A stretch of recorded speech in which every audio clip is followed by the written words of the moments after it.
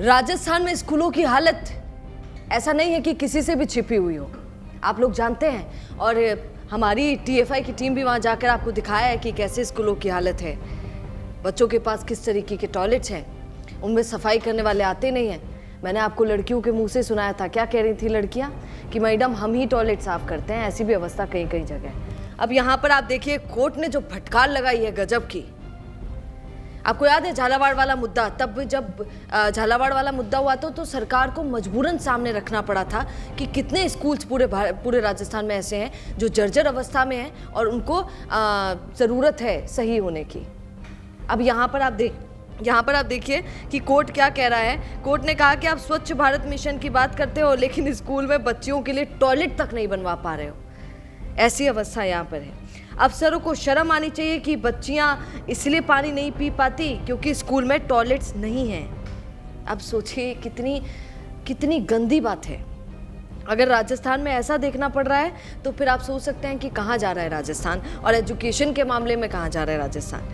Justice Mahendra क्या कह रहे हैं, महेंद्र गोयल और अशोक कुमार जैन की खंडपीठ ने झालावाड़ में जर्जर स्कूल भवन मामले के लिए स्वप्रेरित प्रसंज्ञान मामले में शिक्षा सचिव कृष्ण कुणाल को सीएस और वित्त सचिव से मिलकर खंड की व्यवस्था करवाने के लिए निर्देश दिए। आप ध्यान से सुनिएगा क्योंकि ये सुनने वाली बात है राजस्थान के बच्चों की और राजस्थान के पेरेंट्स की जो अपने बच्चों को सरकारी स्कूल में भेजते हैं। आप सुनिए, कोर्ट खुद मानता है कि आपके पास फंड नहीं है।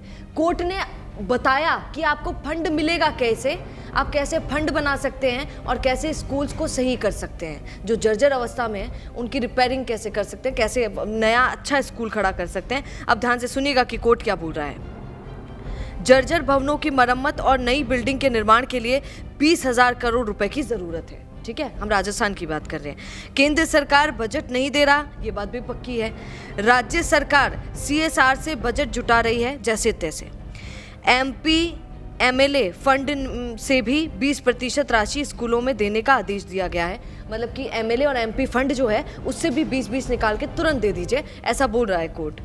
इस पर खंडपीठ ने कहा कि उद्योगपतियों और निजी स्कूलों से भी फंड ले सकते हैं, वे देने को तैयार है। अब कोर्ट को कैसे पता ये बात कि बड़े बड़े बिजनेसमैन और कई ऐसे लोग हैं जो देने के लिए बिल्कुल रेडी सेडी हैं।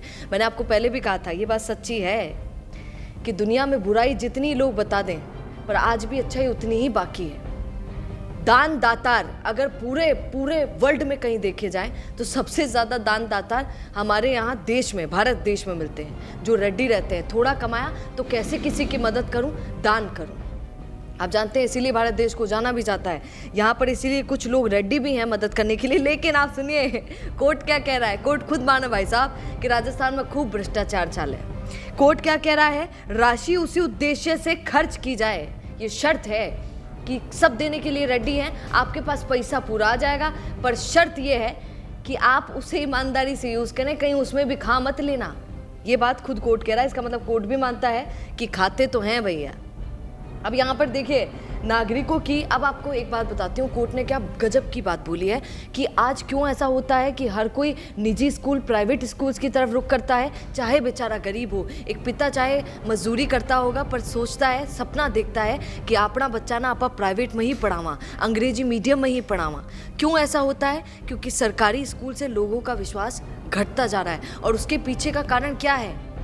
उसके पीछे के कारण यही है जो आपको बताए जा रहे हैं। आदमी डर जाता है, स्कूल भेजेगा और स्कूल की छत नीचे गिर गई तो, कम से कम प्राइवेट में भेजा तो भाई साहब छत तो को नहीं गिरसी। ये सोच भी लोगों के जहन में आती है। आज आप इस पर क्या कहेंगे? कोर्ट ने तो जवाब मांग लिया है, अब देखना ये होगा कि क्या राजस्थान में सरकारी स्कूल प्राइवेट स्कूल को टक्कर देती है क्या बच्चों की संख्या, मुझे याद आता है मैं जिस सरकारी स्कूल में गई थी मैंने बस उनसे पूछा था कि बच्चों की संख्या क्या है मैडम, बताइए ज़रा। मैडम ने कहा 280। ओहो, सीनियर सेकेंडरी स्कूल और उसमें 280 बच्चे। मुझे याद है जिस स्कूल में हम सब पढ़े, आप लोग भी अगर प्राइवेट में पढ़े होंगे, वहाँ तो हमारी एक क्लास में 280 बच्चे हुआ करते थे। क्या अजीबोगरीब बात है। क्या आप इस पर कहेंगे? कमेंट ज़रूर कीजिएगा। और ये भी बताइए क्यों ना एक नया आइडिया निकाला जाए कि बड़े बड़े लोगों के बच्चे भी, जिनमें सबसे ज़्यादा सरकारी कर्मचारी और ये नेता लोगों के बच्चे भी जिस दिन सरकारी स्कूलों में भेजे जाएंगे, सरकारी स्कूलों में पढ़ने के लिए जाएंगे, यकीन मानिएगा उस दिन आप सरकारी स्कूल को प्राइवेट स्कूल से भी बहुत ज़्यादा बड़ा देखेंगे।